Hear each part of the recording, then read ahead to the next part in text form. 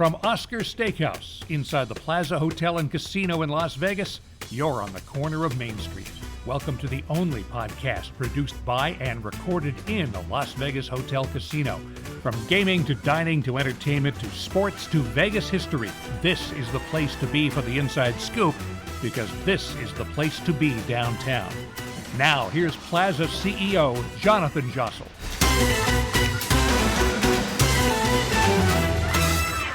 Today we are joined by the President and CEO of the Nevada Resort Association. Welcome, Virginia Valentine, to On the Corner of Main Street. Thank you so much for joining us today. Thank you so much for having me. It's a power podcast today. We got a very important guest here, someone with great insight into Vegas. So thank you for taking the time to join us and to share a little bit about your story. And thanks for coming downtown. I haven't seen you here in ages. Well, I'm very happy to be here, and I do get downtown. So yeah, it's a very cool place. When was the last time you guys connected? It was long. I mean, we talk a lot. Email, okay. And calls fairly frequently, but haven't seen you in a long time. Yeah, it might have even been pre-pandemic at this point. I hope not, because that was a long time ago. Now that it was a long time ago. Not long enough. No, I just saw a marketing video actually on our new screen outside, and everyone was wearing masks, and I was like, yeah, that's gonna have to change. Yeah, those days are gone. But yes, that was. Actually, it's not really gone. I do still see people wearing masks. But anyway, we're not here to talk about that. Right. Let's hear about Virginia. Yeah, perfect. So I guess let's start. What exactly does the Nevada Resort Association, can say that 3 times fast, what exactly does the Nevada Resort Association do? Not to be confused with the NRA. So the NRA. We call it the Resort Association because of the, obviously people think of something else when they think of the NRA. Okay. The Resort Association is a trade association for the large casino resorts. So to be a member of the NRA, you need to meet the statutory definition of a resort hotel, which means you have a non-restricted gaming license and at least 200 hotel rooms. And then what we do primarily is advocacy. So we do everything from local government regulations, ordinances, to state legislation. That we spend a lot of our time at the state legislature advocating on behalf of the industry and explaining to legislators about the contributions that the gaming industry makes to the state. About 35% of the state general fund, in fact, comes from the tourism industry. So we spend a lot of time messaging on and explaining how important it is, and then also almost everything that happens at the state legislature affects the resort industry in some way. I know a lot of people think we just do gaming regulations, but we spend a lot of time on labor issues, workplace safety issues, taxation issues. Right now we're working on an insurance regulation, so it's just a whole gamut. Almost everything they do affects us. You mentioned the licensing, that there's basically the unrestricted license and 200 hotel rooms. Is those the only requirements? Are those the only requirements to becoming a member? 2/3 of the other members have to vote you in. So and you have to be voted. But those are the minimum requirements. As a member, we have an unrestricted license and 200 hotel rooms. What about if you're grandfathered into an old unrestricted license that doesn't have to have 200 hotel rooms? Could they become a member? We do have one grandfathered member like that in Northern Nevada. We represent about 74 resorts statewide, and that property did have a hotel at one point and then got out of the hotel business, right. So they're grandfathered. Okay, and so like your list of members is a who's who of Las Vegas. It's anyone in the gaming industry. How did this organization come to be? Whose idea was it? Why did it come to be? The Resort Association was started in the mid-'60s by a group of the CEOs who came together to talk about labor negotiations.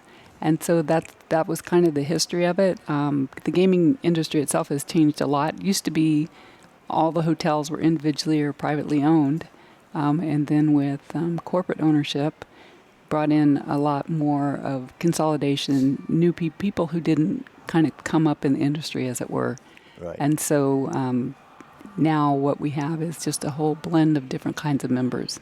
But that's where it got its roots. That's where it started.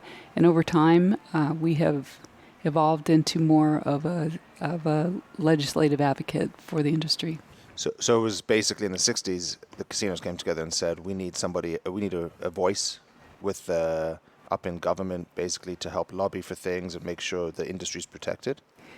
That, and then again, it was driven a lot by, I think, a threat to strike. I wasn't around then, but my understanding was it was to come together over some labor negotiation issues. Oh, okay, fine. So that was the genesis. You said you weren't around then. How did you end up in Las Vegas? What is your story to getting here? Where are you from? I moved here from Coeur d'Alene, Idaho. I was not very long out of college, and I was working as a civil engineer there. And I had a job offer in Las Vegas, so I moved to Las Vegas for a job. What year was that? That was 1981. Okay. And I thought I would be here 2 years and gone, and so I've now been here for 42 years. Pretty much everyone's story is they thought they would be here for 2 years is a long 2 time. years. I thought it was going to be for 3 months. 16 years. You were 1981, and what was the job? Can you say? The job, I worked for an engineering company here, and we were doing a lot of different things, public works projects, land development. I started working on flood studies and kind of wound up specializing in that. Flood studies. Yes. That's interesting. In terms of how it affects Vegas specifically, because we have a lot of flooding issues, it seems. Well, anytime somebody develops something, you're changing the course of the water, you're creating more impervious area, you're getting more runoff. And so one of the development requirements is that you prepare a flood study and you mitigate any of those impacts. This is totally off base of this podcast and why we wanted to talk to you, but can you explain to me, why does the link flood every time there's a rainstorm? Why didn't they get someone like you who understands flooding to help with that? So I can explain that actually. So the link floods because it was built on top of the Flamingo Wash. And so it's not really the link that's flooding, but a very long time ago, there wasn't much recognition that these ephemeral streams would fill up with water during a flood, and they have to run off. So if it doesn't happen very often, then don't think about it very often. So there was a drainage path underneath what used to be the Imperial Palace. Yeah. And now what they have to collect that water is sort of a giant drain on the other side of it, so that the water can then go through the drain and into a box culvert and out into a wash. So, when I moved here, there were no box culverts or bridges. We called them dip sections. So you'd literally be driving down the road, and there'd just be a dip in the road full of water. And, of course, that's very dangerous. And the people we have one on Charleston. So that's somebody asked me one time why they built an overpass. I don't really know, except that it's really hard to flood an overpass. Right. So, but so I did have an opportunity to start the flood control district here, and so a lot of work has gone into building channels and detention basins to try to mitigate the impacts of flooding. But the reality of it is we're in a basin or a bowl, and when it rains, that water has to all go somewhere. And since we don't have rivers here, we have to create channels for that water to drain off of these. Which is the tunnels.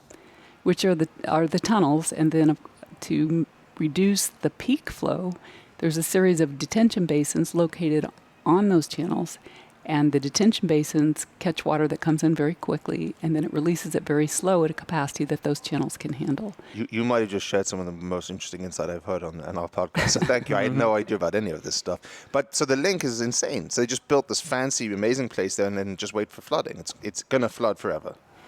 You know what? I think that at one point that particular area it's a really difficult area to deal with because there is something big on top of it, and there aren't a lot of options for creating more capacity other than holding more water upstream and then releasing it so it goes underneath it. There's not another path really for that water to take, but the link itself is not flooding. It's going that through garage. It's going underneath the parking garage, right? But you see the videos of it, and it's pretty insane. Every time it rains, you're going to see a video of the heavy rains. Yeah, you don't want to be there when that happens. But it's just one of those situations that of course, as more development happened upstream, more and more water probably got channeled that direction, and so now it's there. It's mitigated to the extent that it can be, and they manage around it. Yeah, I don't want to sit in those operational meetings preparing for that every few weeks. Anyway, okay. Well, that's fascinating. Thank you. Sorry, I went off base. And so you did that in 81, and then how long were you doing that for, and where did you go next? I was at the flood control district for about 7 years, and then I went back into private engineering with a group that's now called Atkins Engineering, and from there I became the city manager. Oh. Yeah. For City of Las Vegas. City of Las Vegas. And who was right. the mayor at that time? Jan Jones for 1 year, and then Okay. Oscar Goodman for 3 years. Oh, wow. You see, I didn't know any of this. Yes. Okay, so you were the city manager. Yes. With Jan, and who I know, and then Oscar. Okay, fantastic. Who I definitely know was sitting in his restaurant. And he's done a few episodes with us on this podcast, told a few stories. He's got great stories. How was it like being a city manager while he was mayor? Did you have to put out a lot of fires or deal with any of his great speeches? It was a lot of fun. He, he's, what he's like. He's very boisterous. He's got a great attitude. I remember getting on a Southwest flight to Carson City with him one time, and I think everybody on the plane wanted to shake his hand. Yeah. And he smiled through it all. So he was a champ at that. He's a trooper, yeah. Yeah. He was a positive, upbeat guy. I think, he started talking about professional sports long before, that was back when it was just a gleam in everyone's eye. No one could really envision a day when we were going to have the Super Bowl in Las Vegas. Yep. So he was a little ahead of his time on that. He was ahead of his time on many things. I mean, the medical district that he envisioned and to make the clinic happen, the idea of specifically for downtown. I mean, he was ahead of his time on almost everything he said and did. I watched him on an interview the other day with Larry King, and he was talking about things that now you look back, it's like, yeah, that's obvious. But it wasn't obvious. He was talking about sports teams. He was talking about downtown in the way that none of us could have envisioned a decade ago, the way it's evolved. So he definitely had foresight or blind optimism. He used to say it was the core of the apple, and they needed to address it. So one of the more memorable things when I was city manager is that the exchange for the 61 acres that is very near where we sit now Symphony Park happened. And there were people who said, well, it was an old railroad yard. The city shouldn't do that deal. And it happened. And I think you can see what it's turned into today. It always looks like an easy decision looking back, but at the time it was very controversial. Yeah, you're absolutely right. I do remember that. And today, it's what I point to as the future of downtown in many, many conversations with 800 apartments down there, high-rises coming, many new concepts being discussed for that. So I think it was a huge decision he took then. Yeah, and redevelopment takes a long time, and I think you have to be very patient. But you can see the fruits of some of those early efforts around you today. And as city manager, because we never had a city manager on our podcast, I have to correct that. I think Mike Jansen's about to become the city manager. Oh, great. Yeah, he is. What else does the city manager focus on? Because it's different to the Strip, right? It's just specifically to down the city. So this is the city. So that's a great question. A lot of people don't realize this, but within Clark County, you have 5 incorporated cities and Clark County. So Clark County would probably be the biggest city if it was, because the county provides regional services, social services, oversees the airport. But they also do the same things that municipal governments do. The city of Las Vegas, which is pretty much, this is approximate, but from Sahara, everything north. There's 16 city departments. The city manager basically is, Oscar, as the mayor, would have been the chairman of the board. The city manager sort of functions like the CEO or the CAO, where you are managing the department heads, the administration, preparing the budget, helping with the policy, helping the elected officials achieve their goals, doing the strategic planning with the city of Las Vegas. I think the city manager still heads the redevelopment agency. Right. So it's a kind of like running the organization. Yeah. No. Thank you for that summary. So you did that just 4 years? It's not an elected position. It's appointed by the mayor, correct? Appointed by the mayor and the city council. The city council. That's right. Yeah. Okay. That's great. So you did that 4 years, and then you've done everything. We're not even going to get to the NRA today. After that, for a brief 4 months, I was the senior vice president of government affairs for the chamber. Went through one special session, realized that I probably wasn't, ironically, because I spend a lot of time in Carson City now, but kind of was thinking, I'm not sure I want to spend a lot of time in Carson City. And remind me, now we're probably in like 85, 87? That would have been in... Oh, no, because you did 7 years at the 90s. Well, and before I went to the flood control district, I worked in consulting engineering here. Oh, that's right. Okay. And then, so I became an assistant county manager. Because Oscar was only mayor in 2001, so that's right. Yeah, he went out, I think, I left in 2002. He came in 1999, I believe. And so I became the county manager eventually. and did that until 2011. And at that point, I became the president of the Nevada Resort Association. Okay, so you took us forward to today. So you've been with the Resorts Association 12 years? Yes. And I should know this as a board member of it, but is it an elected position or is it appointed? That's a position that I was picked basically by the board. That was me. Thank you. You can say thank you. Yes, I picked you. Yes, you picked me. Okay, so the board picks you, and we've done that for 12 years now. Yes. Oh, well, you must be doing a pretty good job with it then. You know, going back to the Resort Association, why is gaming so important to the state? I think that would be a good thing to where those tax dollars are going, and how important is that to the entire well-being and the health of the state of Nevada. The gaming industry is really the lifeblood of the state. Gaming, when it was first legalized, was created to create jobs. It was sort of a post-Depression initiative to raise tax revenue for the state and also to make the state a destination. And I think it's only gotten better since then because you now see that we have all these amazing things to do that make the destination big. But the main contributions are the capital investment. There are billions of dollars spent here every year, not just in new hotels, but in renovations, much like what you've undergone here at the Plaza. Things like the Sphere, new projects. It's also the largest employer in the state. It creates a lot of jobs. Mm-hmm. It also pays, when you look at the broader tourism industry, again, that's about 35% of the state general fund. And then, of course, local governments, too, between the sales tax that you pay, the property taxes you pay, the licensing fees you pay. It's a very large part of local government budgets, too. So some of the room taxes go to things like education and transportation. So all of those various taxes that are paid directly, but then also the indirect economic benefits that come from creating employees and jobs and people who then go spend money in the community. So it also has that ripple effect of direct and indirect economic benefits. So I can't imagine what Las Vegas would be without the resort industry, but it has become a major attraction, a major destination.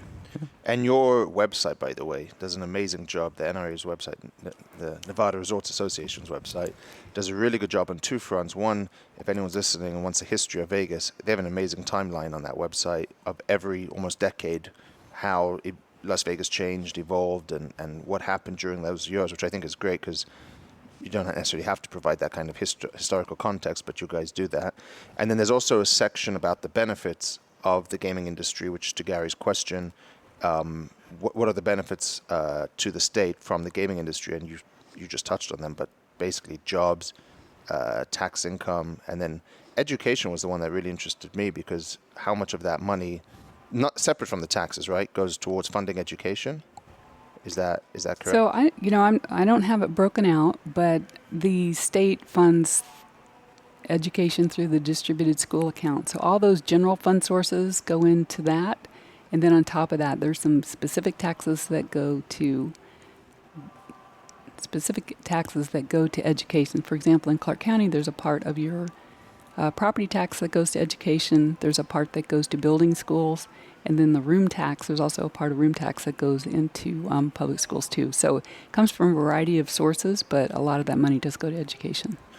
So that's the genesis then for the organization. These are all the benefits we're providing as an industry. Let's protect it and make sure that nothing is done to harm it, which is basically what we're all setting out to do now. We advocate, we explain why a healthy industry is good for the state, and we also explain how proposed legislation might impact us for better or for worse. And in your 12 years, what would you say has been your biggest victory on the association in terms of defending those beliefs?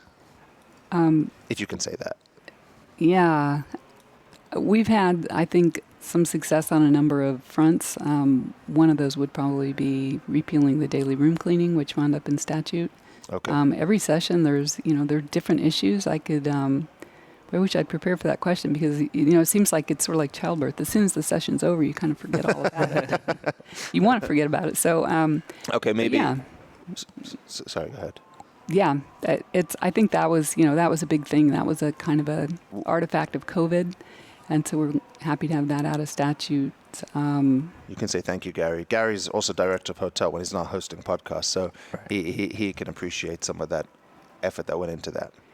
There was an initiative petition to increase the gaming tax, which we beat back through some negotiations.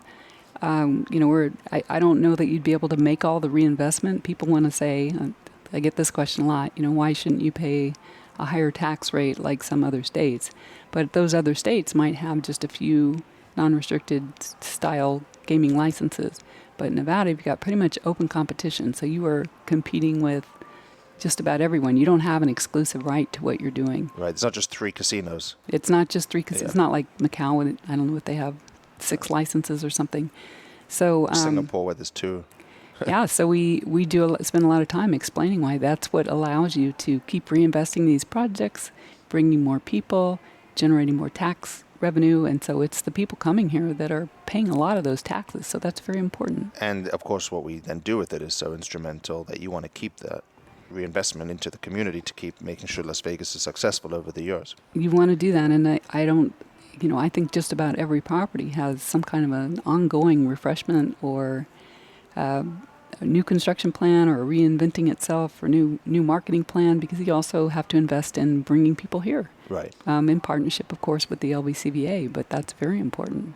Yeah, so what about, I caught you off guard with the other question, what about some of your things on your mind right now? What's keeping you up at night at the moment? Is there anything, I know from what I've followed along, there's the resort fee debates that are going on, or discussions, I should say, and there's also marijuana. Those are 2 things kind of on the docket at the moment. What are those things?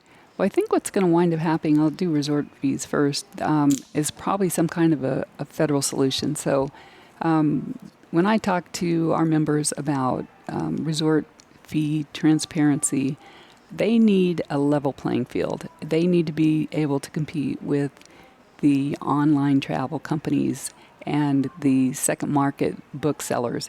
And so to be competitive, everybody needs to be very transparent about that resort fees. And I don't think anybody has any issue with being transparent. I think there's been an effort in some cases to unlevel the playing field by requiring more disclosure up front than maybe others who are also selling hotel rooms. So we're really seeking to have a level playing field. Level playing field between the hotels and the OTAs being Expedia, Booking.com. And the sites that simply mine all that room information and then present it. I'm not going to name them. I think you know who they are. Yeah. They present it a different way, but then you don't have to, but Gary can because he's on the hotel. But you're not really capturing. You're not capturing the. They're giving the lowest price they find when that engine mines that data off of everybody's websites. Yeah. And so then if somebody goes to your website and looks at it, they're seeing a more expensive room because you're telling them about the resort fees. Mm-hmm. So what we'd like to see is everybody regulated the same way. And so now there is federal legislation that will address that. So we just want something that's uniform and fair across the board. So. Yeah, and I think speaking to the hotel operators, I think a lot of, us here when you're booking directly are very transparent about their resort fees. And then, just speaking to your point, you have a lot of third-party websites that are not being as transparent with that or, kind of burying that into the advertise of their room pricing. And then you have wholesalers that are doing it, and the same thing, they're not disclosing those fees, and then your guests are clearly upset when they arrive at the hotel. Right, or they go to check out and they get surprised, right? Mm-hmm. And so I do think that if we can get a level playing field and some of those, you should not have to compete with somebody who's not disclosing all those fees. So that's sort of what we'd like to see happen. So that was resort fees, and then you asked me about marijuana. So there's still a requirement that you can't have a adult marijuana cannabis. They prefer, I guess. Okay. Establishment, adult use cannabis establishment within 1,500 feet of a resort hotel. So we do see complaints. We get letters in our info box about people who don't really want to smell it. I mean, some people love it. That's great.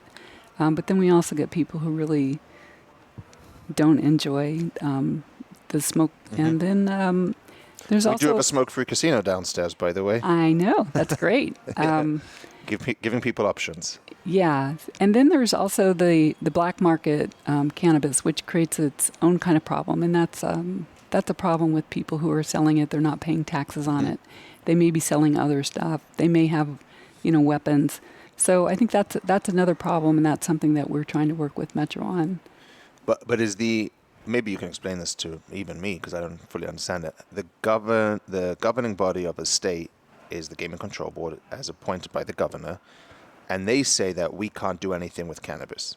But the federal government says that, and they say you cannot do anything with cannabis, right? But the previous governor, made cannabis legal in the state. So far am I correct? Cannabis became legal through a vote of the people. Right, sorry, okay. Yeah. While he was governor, yes, through the vote of the people, cannabis became legal.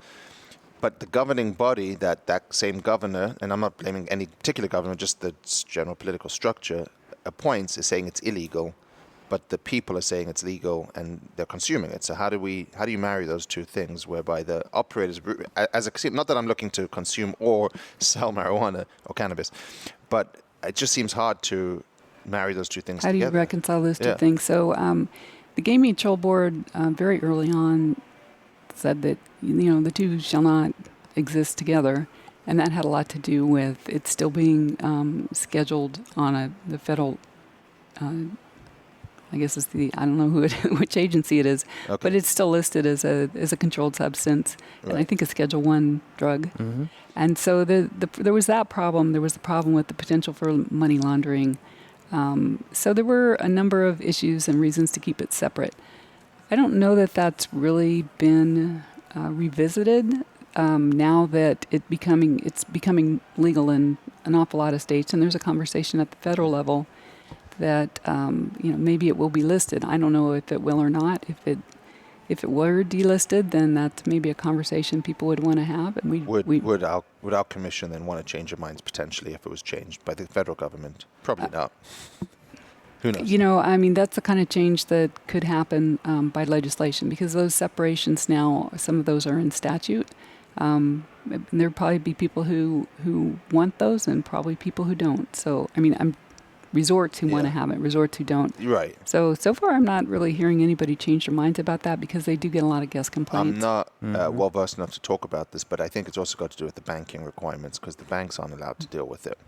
Yeah, there are some restrictions since you all are, gaming licensee is regulated like a bank, for better or for worse. So there are also those considerations about the money. What about online gambling and sports betting? Sports betting is obviously proliferated everywhere in the state now, and the whole country. It's getting there. But online gambling in Nevada, the position on that?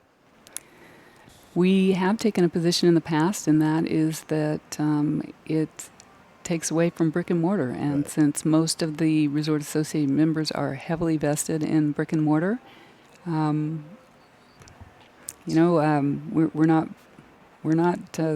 not been supportive of having online gaming. Now, online gaming meaning online casino, not online sports betting, which is right. Online casino, right. Yes. Poker, you can also play poker online. Right. So there's a limited amount of gaming that can be done online. But I don't see that. It was a big Sheldon Adelson. No, I remember that. He was very opposed to it. And now stations are carrying on that mantle. I think a lot of stations. There are members of the association who are engaged in the online gaming business in other states. Right. But you have to ask yourself, well, just because it makes sense in another state, maybe where there are no other casinos. Joe Asher would tell you, you can. I think I've heard him say, you can drive anywhere in Nevada. You're within 15 minutes of a sports book, right? Yeah. So it's pretty available. That's not true of gaming in other states, and so it's a different conversation in different states. Is that probably I imagine the toughest part of your job, trying to manage different views of your members? It can be, but I will, and a lot of people ask me that too, because the members are all competitors. But I would say 99% of the time they're very aligned on their priorities and their views. But there are a couple of issues where there is disagreement, and generally if there's disagreement, then the association stays out. Right. What are your thoughts on state lottery and the viewpoints of what are the casino operators saying about bringing in a state lottery? Because whenever a jackpot reaches over a certain amount, you get people going to Arizona, you get lines at state line to be able to purchase those tickets. So lotteries are prohibited in the state constitution, and to create a state lottery, the constitution has to be amended. And to do that, you have to have a bill pass the legislature twice, and then people would have to vote in favor of having a state lottery. There was a bill this session. It did pass. That's the first step. Okay. It will go back to the legislature the next time they meet, probably 2025, unless somebody decides to hear something like that sooner. The association opposed it. And again, the feeling is, the state's getting into a business where they're competing with the private sector. There are issues with lotteries I won't go into, but probably arguments other people should make. But our feeling was that, you don't create any jobs with the lottery like you do with a brick and mortar casino. So that's kind of been our story, and our position is that we're opposed to it. So your thoughts too, Jonathan, on that? I understand that. I appreciate that view. I was just thinking of, what if you made a progressive in Keno that became like a lottery? Would that be the same thing? And now you're offering that kind of, eventually it'll get to a huge number once, if it doesn't hit on a more frequent basis, and now you're offering an internal lottery, which gave me an idea to look into. I'm thinking out loud, but no, I understand both sides of it. I understand the people that want to play the lottery when it gets to $1 billion, because there's no Wheel of Fortune or WAP game that's paying out $1 billion, and there's also, it's just fun. People get into that thing, which is why they drive to state line. But I understand why the bigger operators are fighting it. Yeah. Well, this bill also didn't say anything prescriptive about how that lottery is going to operate, like how much would the state keep, and how much would go back, and how would it be set up, and so there were a lot of questions about it. So it'll be heard again. So that's a conversation that's ongoing. So besides lottery, cannabis, and resort fees, are those the top priorities right now on your list, or what else is going on right now? I mean, COVID must have been a crazy time for you. Well, that was a crazy time, and as you know, we had oftentimes more than one call a day to try to keep up with the guidance and the executive orders that were issued by the state. So it was crazy, and the rules seemed to change pretty quick, and everybody was, trying to catch up with them. And then you had the differences between what we were doing here and what the CDC was saying we needed to do. So that was a really intense time. So there's just always something going on. So right now, there was another bill. One of the biggest things we dealt with at the session really was safety of the guests and the employees. And so we were also very interested in, we had a trespass bill. We had there was a bill to just because people won't believe this, and I think I'm wrong. What's the number that you have to be trespassed so many times from a casino before you get, before Metro comes to the call? Is there a number? I don't know if there's a number. I will tell you that there's a frequent flyer problem, though. Yeah. One of the strip security chiefs mentioned that they had trespassed someone over 400 times. Yes, that's what I'm referring to. Yeah. So that's, and then another one of the large operators said that I think they'd had 300 and some employees, security employees, who were injured by people who they were. Were there behaving badly. If you're trespassing someone 400 times, something's wrong. That guy's got to start coming back. So one of the things we did was we worked with the county to get an order out ordinance, and I think the city's working on one now. And that order out, so what used to happen is somebody would get, so interestingly enough, I don't think the numbers really reflect everything that the security personnel do, because they do a great job and they're really partners with Metro. So there are times that things don't get reported. There are victims who don't want things to be reported, right. And so sometimes there's no data captured on maybe some of those problems that are resolved. If it does rise to that level, then the security personnel will call Metro. Metro will come and get them. They will get booked. What usually would happen is they'd get time served. They get released on their own recognizance. And so with the order out ordinance, now they get released. They get a suspended sentence, and if they violate the judge gives them an order out. Can't go back to that area for 6 months. If they go back, then they're going to serve that time that they had the suspended sentence for. What we're trying to do is create a deterrent for the people who are the repeat offenders. So we needed to get a definition of trespass in the statute that said how much time can you look back. So the statute was amended to have a 24 look back. After that, if they do something on the 25 months right. before, we're not going to have track of that. But in the 24th month, then they start keeping track. So So we think that's going to be really effective. It's still relatively new, and we're looking to see the results of that. The street vendor bill will make it legal for vendors to operate. Legal. Legal right Yeah. now. Street vending in a commercial area in the public rights of way is illegal. Okay. So there was a bill. We were successful in getting an amendment that said you can't have street vending, you can't sell merchandise or food within 1,500 feet of a resort hotel. And that the counties and cities now have to pass an ordinance saying where it can happen and where it can't happen. Okay. And this, the sponsor of the bill was looking to make it easier for people who are just trying to make a living. So there'll be, reduced licensing fees, fewer inspections. I don't know if you're somebody who's competing with them, how you feel about that. We said, it's not helpful. And if you've seen them lined up and blocking sidewalks, and a lot of them have little propane tanks, it can be hazardous. It's probably, and you're obstructing a sidewalk or a place where someone who in a wheelchair or you need emergency access, then those obstructions can be dangerous. So we got carved out. We're pretty happy about that. So that's one of the other bills we worked on. Yeah, do you have a lot going on?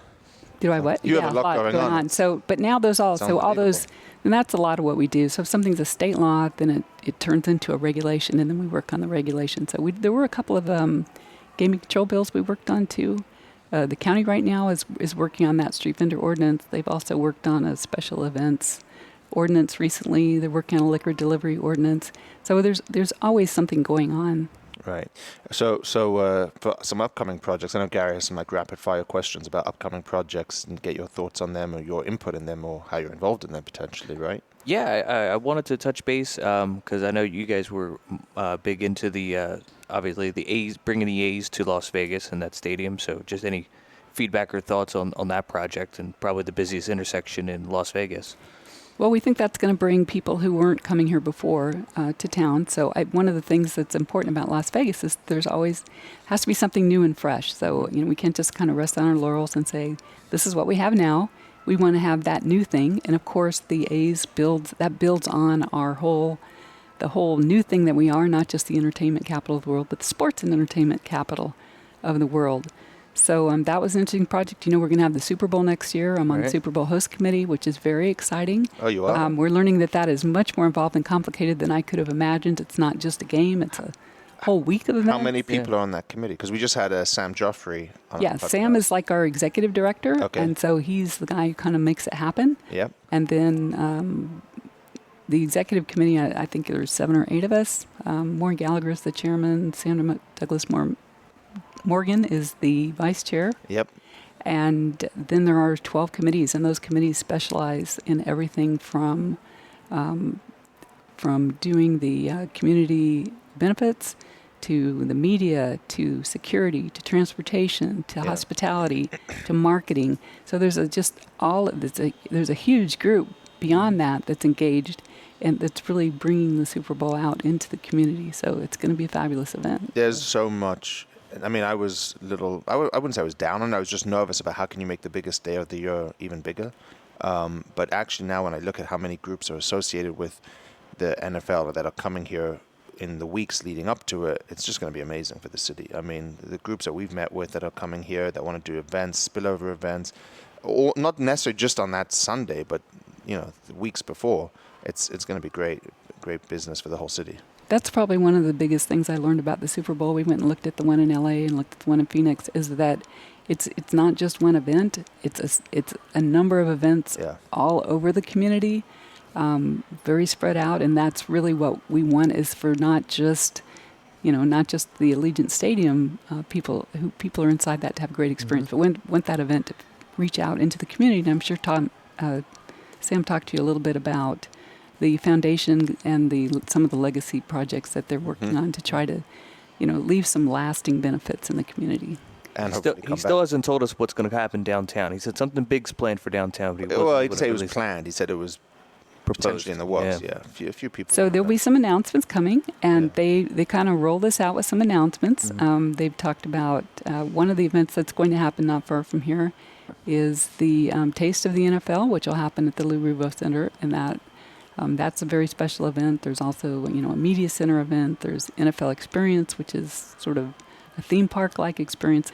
So there are a number of events that I promise you, they are everywhere. I don't think I can reveal much more than that at this time, but Those are good. That's sure, a good start. Yeah. Sam would be happy to come back and talk to you about that. But it will touch everybody. Hopefully, by the time we're done, everyone will have had the opportunity to see some part of it. Yep. And then 3 months before the Super Bowl, we'll have F1 completely transform the strip. What are your thoughts and feedback on what that's going to bring to, especially the international guests bringing that into town? Yeah, you're exactly right. I think that one of the most exciting things about that is that it does have an international guest. It's much bigger even than Super Bowl, and there's 10 teams. There's 2 days. It's a huge event, and so that one again, I'm not as involved with that one, but they are also, again, they're trying to bring some of that out into the community so that they can, everything from use small businesses to extend the experience. So that's going to be really exciting. And then I think they're signed up for maybe 10 years or something, and some of what they're putting in place is permanent. So that's an event we'll have. I hope so, because we don't want those roadworks that are going on the strip every year. And that's probably one of the big challenges too, because we still have people who need to get back and forth to work and in and out of those venues, and so.